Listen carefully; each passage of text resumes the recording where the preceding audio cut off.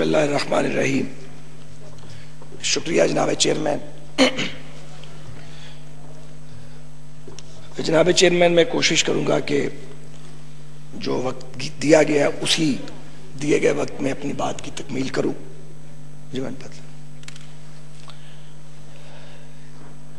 تقریباً 16 ماہ کی قید کاٹنے کے بعد آج مجھے پہلی بار موقع ملا ایوان میں بات کرنے کا. بہرحال جو ہونا تھا وہ ہو گیا، اور تمام تر مڈ سلنگنگ کے باوجود پاکستان کی سپریم کورٹ نے مجھے اور میرے بھائی کو جن ریمارکس کے ساتھ بیل دی ہے وہ سب کے سامنے، اب اس کی تفصیل میں جانے کی ضرورت نہیں. آج ہم یہاں کرونا پر بحث کے لیے اکٹھے ہوئے ہیں. گزارش ہے چیئرمین صاحب کہ نفرت اور تعصب میں گندے ہوئے لوگوں کے ساتھ بات کرنا بہت مشکل ہے. یہ جو نفرت اور تعصب ہے یہ ایک ایسی تلخی کو جنم دیتا ہے جس میں آپ سچ نہیں سن سکتے، اور اس نفرت اور تعصب کو ہم نے ہوا نہیں دی. اس لیے اگر آپ کوئی ٹھیک کام بھی بعض اوقات کرتے ہیں تو آپ کی آواز سنائی نہیں دیتی. اس کی بنیاد آپ نے خود رکھی ہے، اس کی اصلاح بھی آپ کو کرنا ہے اگر آپ کو یہ توفیق ہوئی تو. کورونا پر بات کرتے ہوئے میرے پاس یہ اتفاقاً تفصیل موجود ہے جو مجھے خواجہ سلمان رفیق صاحب سے ملی ہے. میں ایک ایک ہسپتال اور اس کی بیڈ کیپیسٹی بھی گن دوں گا کھڑے کھڑے، اور ان سے استدعا کروں گا کہ پرسوں اگر ممکن ہے اور اگر سکت ہے تو اس کو ڈینائی کریں. اس لیے تقریر کرنا بڑا آسان ہے، اگر فگرز نہ ہو تو باتیں کرنی نہیں چاہیے. جناب وزیر خارجہ یہاں موجود ہیں، بڑا احترام ہے ان کا ہمارے دل میں. انہوں نے جو گفتگو کی میں نے بھی وہ سنی تھی. میں بہت معذرت کے ساتھ چاہتا ہوں کہ اس میں ان کو صحیح حقائق نہیں بتائے گئے. میں یہ نہیں کہہ رہا انہوں نے حقائق مسخ کی ہیں، سیاستدان حقائق مسخ نہیں کرتا، اس کو فیڈ بیک ٹھیک نہیں ملتا.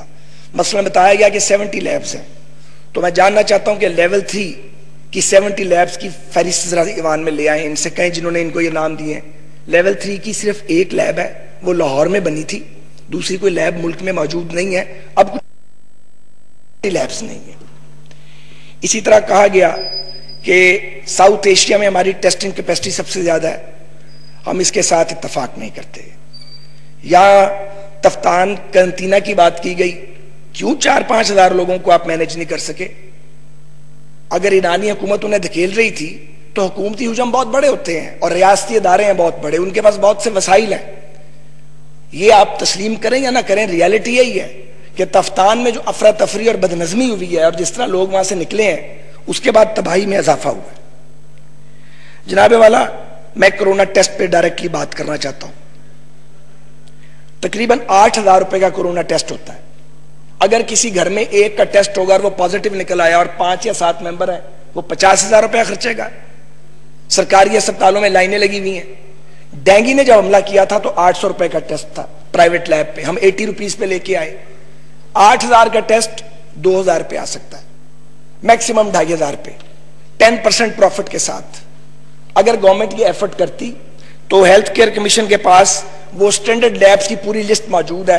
اگر آپ مینج کرتے، اگر پولیٹیکل ول ہوتی تو یہ 8,000 کا ٹیسٹ 2,000-2,500 پہ آ سکتا تھا، 25% پہ آ سکتا تھا. ایسی کوئی کوشش آج تک نہیں کی گئی. اسی طرح یہ جو ہیپاٹائٹس کی ایک مشین ہے جو ٹیسٹ کرتی ہے، PCR مشین، یہ تھوڑی ماڈیفکیشن کے ساتھ یہ ٹیسٹ کر سکتی ہے کرونا کا. اس کے لیے آپ کو کیا چاہیے؟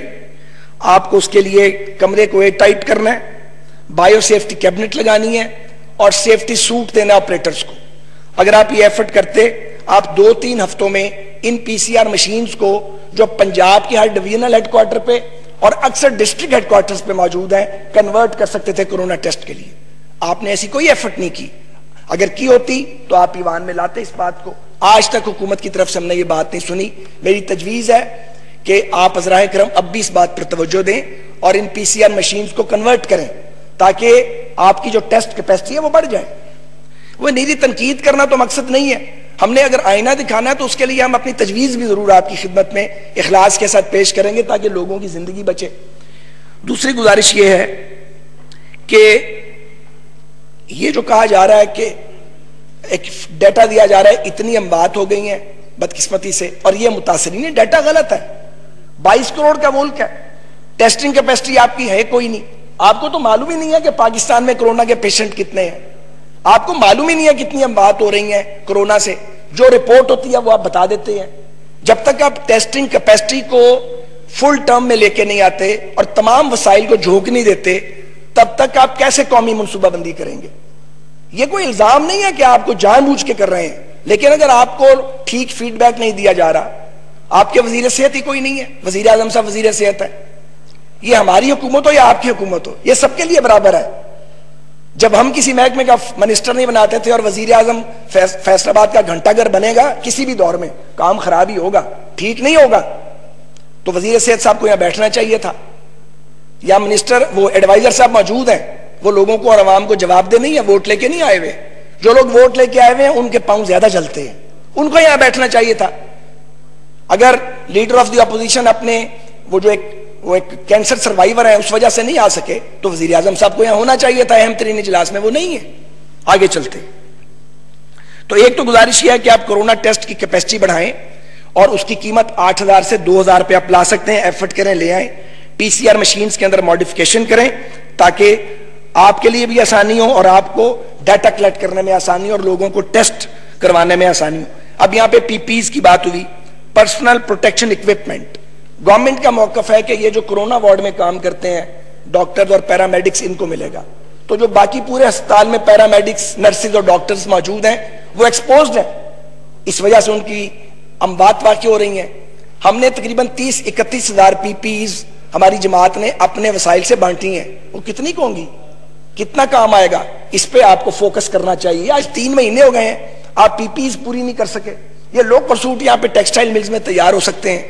مجھے کل ایک ٹیکسٹائل ملر خود یہ بات بتا رہے تھے, ہر جگہ ہو رہے ہیں.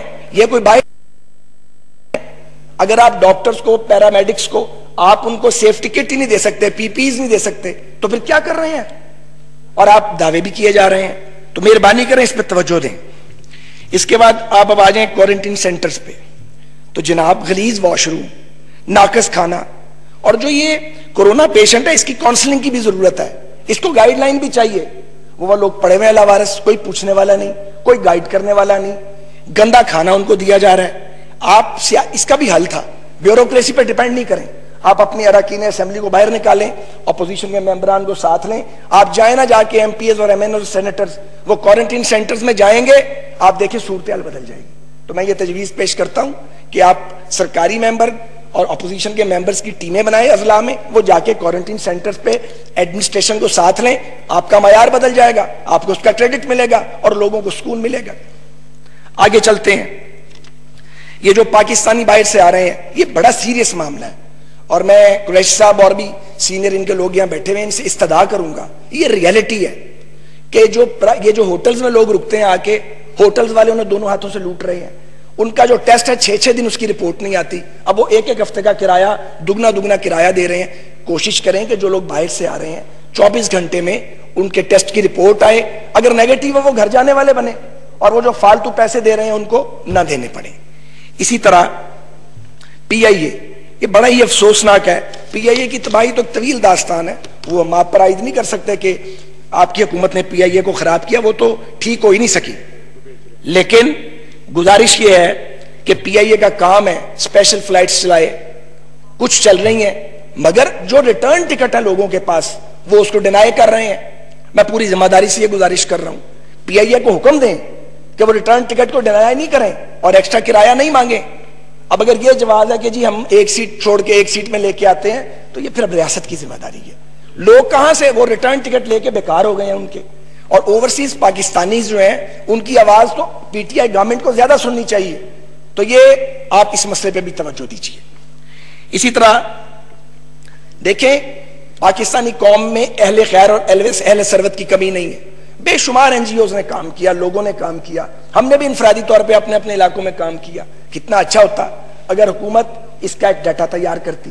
اس کا فائدہ یہ ہوتا کہ جو ایریاز این جی اوز نے یا اہل ثروت نے کور کیے, آپ کو ان ایریاز میں دوبارہ ڈپلیکیٹ نہیں کرنا پڑتا.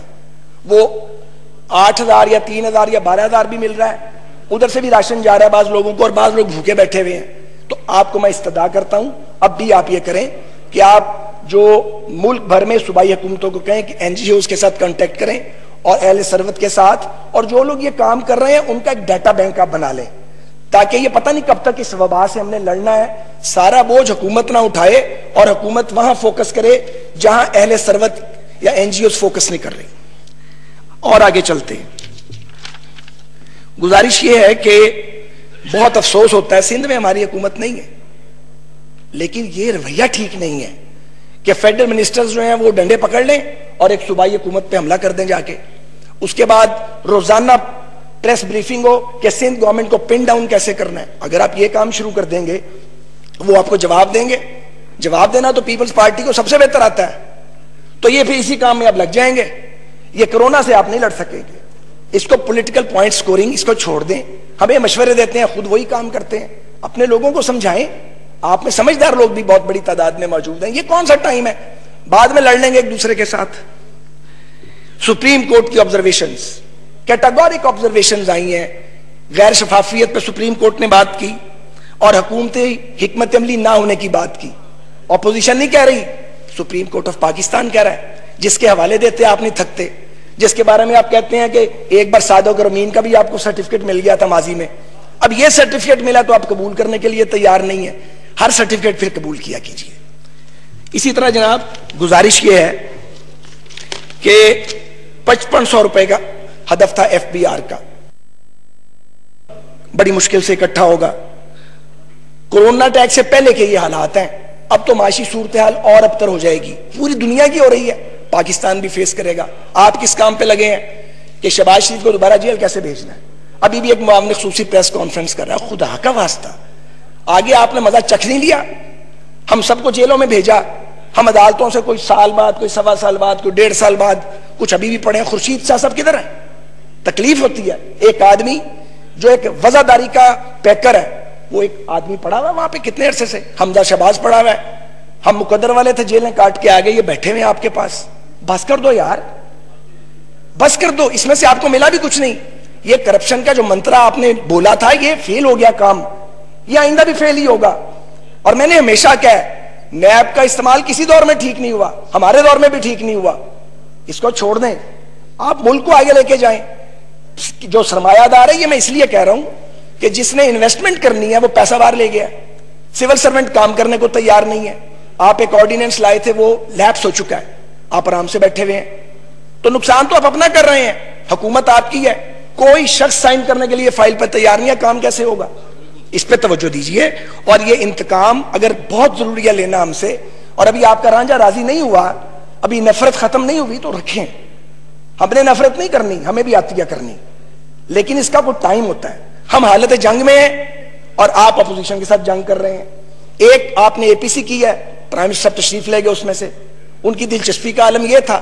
تو قومی وحدت کے بغیر، کہنا یہ چاہتا ہوں، کٹھے کیے بغیر ہم یہ ملک آگے نہیں جا سکتا. آپ کی نظر میں ہم سارے چور ہیں، ہمارے ووٹر سمجھتے ہیں کہ ہم بہتر ہیں.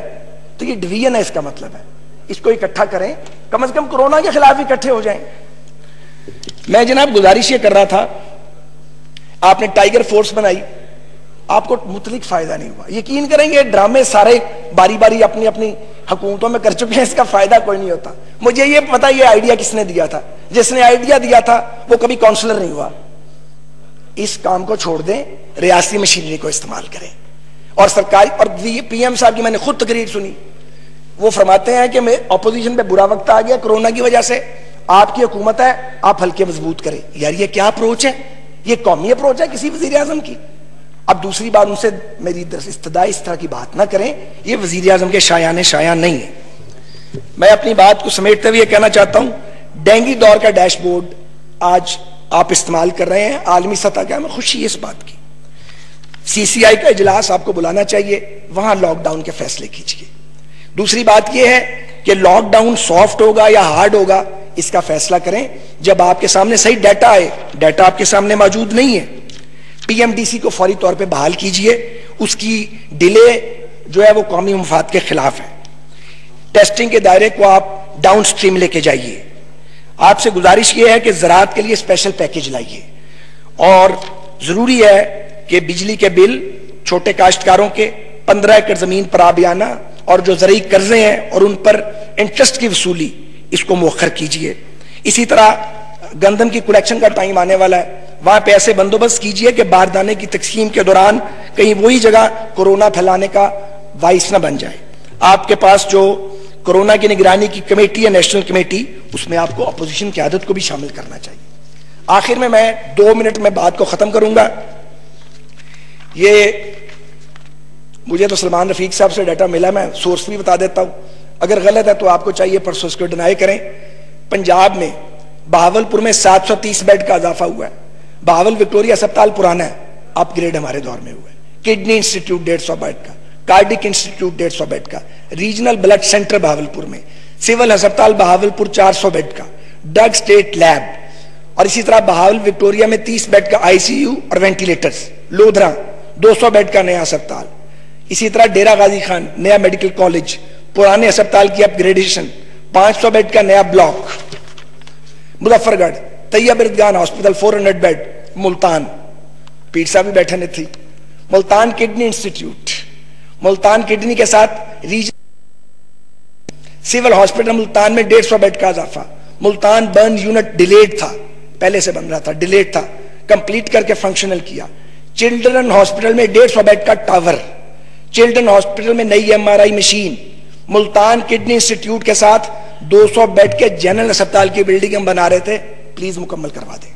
لیا پرانے اسپتال کی اپ گریڈیشن, یہ 2 منٹ میں ختم کر دوں گا. ساہیوال نیا میڈیکل کالج, پرانے ہاسپٹل کی ایمرجنسی کی اپ گریڈیشن, 500 بیڈ کے ہاسپٹل شروع کیا. 2018 31 مئی تک کمپلیشن تھی, ابھی تک آپ نے مکمل نہیں کیا. لاہور چلڈرن ہاسپٹل میں 600 بیڈ کا اضافہ, جنرل ہاسپٹل لاہور میں 400 بیڈ کا اضافہ, جنا اسپتال میں برن یونٹ, سروسز اسپتال میں 400 بیڈ کا اضافہ, میں ہاسپٹل میں جس کا ذکر کیا گیا سرجیکل ٹاور میں 450 بیڈ کا اضافہ. پی آئی سی میں 200 بیڈ کی ایمرجنسی. شادرہ, رائے ونڈ, سبزہ سمن آباد, کانا, غازی آباد, میاں میر, مناواں, بیدیاں, ان سب میں نئے اسپتال, کوئی 25% بن گیا, کوئی 50% بن گیا, کوئی مکمل ہو گیا. اور اس کے بعد PKLI جس کا ثاقب نثار صاحب بیڑا غرق کر گئے تھے, اور جو state of the art institute ہم بنا رہے تھے. فیصل آباد غلام محمد آباد ہسپتال, سمن آباد ہسپتال, چلڈرن ہسپتال گجرانوالا, نیا میڈیکل کالج کے آتے میں 500 بیڈ کا ہاسپٹل.